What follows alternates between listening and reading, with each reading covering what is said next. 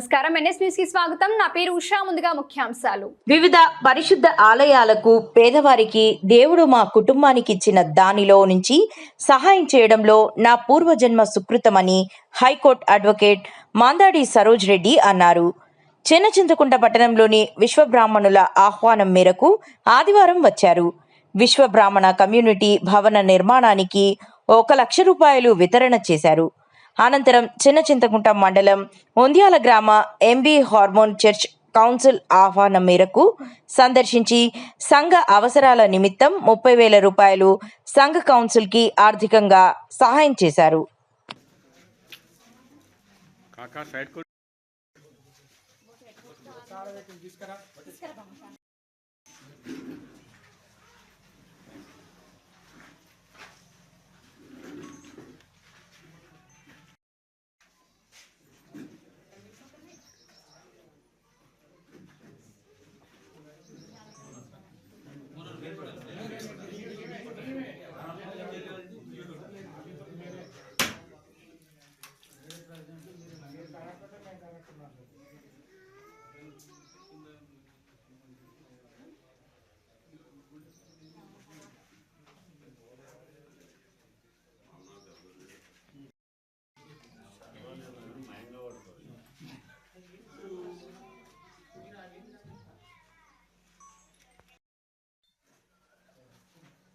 ఆర్థిక సాయం చేయడానికి వచ్చిన మన బీఆర్ఎస్ నాయకులు మిత్రులు సరోజ్ రెడ్డి గారికి మరియు సంఘ అధ్యక్షులకు మరి సంఘ ప్రముఖులకు అందరికీ నా హృదయపూర్వక నమస్కారం.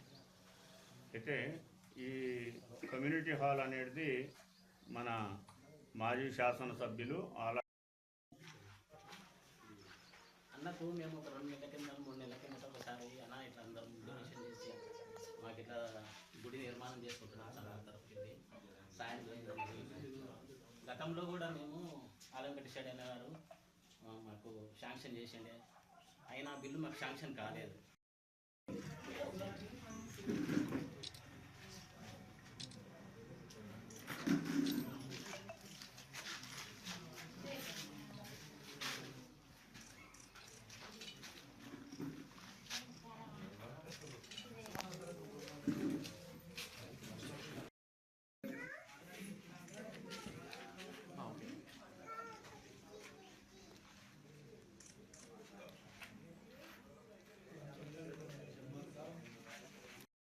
ఇక్కడికి ఇన్వైట్ చేసిన పెద్దలందరికీ కూడా నాకు నమస్కారాలు తెలుపుకుంటూ, మరి మీరు ఇక్కడ చూపించిన ఈ ప్రేమ ఆప్యాయతలే కానీ ఎంతో నచ్చినాయి నాకు.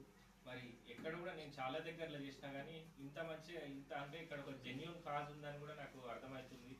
కాబట్టి అన్న వాళ్ళకి నేను ఒక 50,000 ఇస్తాను చెప్పిన, కానీ నేను మళ్ళీ మాట మార్చుకొని 1,00,000 రూపాయలు ఇస్తాను.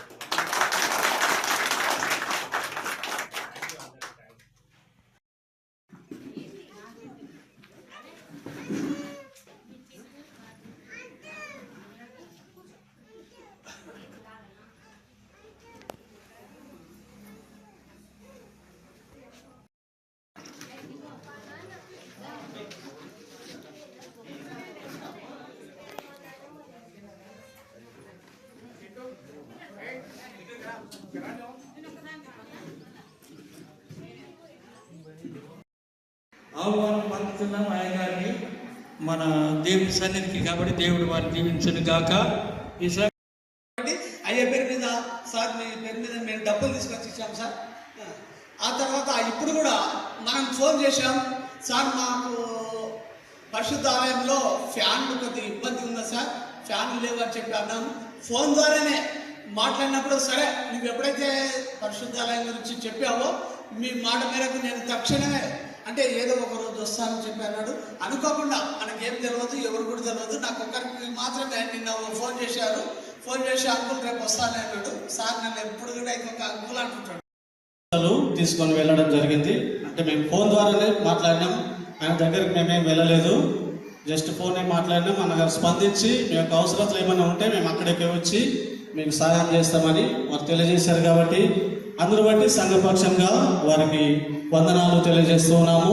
దయచేసి ఒక చైర్ ఎందుకు వచ్చింది, ఏ రీతిగా మనం ఆహ్వానించాం, మన అవసరతలు ఏంటి అనేది సంఘ చైర్మన్ వి సారాంగ్ గారు వారిని గురించి మనం ఆహ్వానించిన విషయాన్ని వారు వెల్లడిస్తారు. ఈ యొక్క సమయాన్ని సంఘ చైర్మన్ గారికి అప్పచెప్తారు.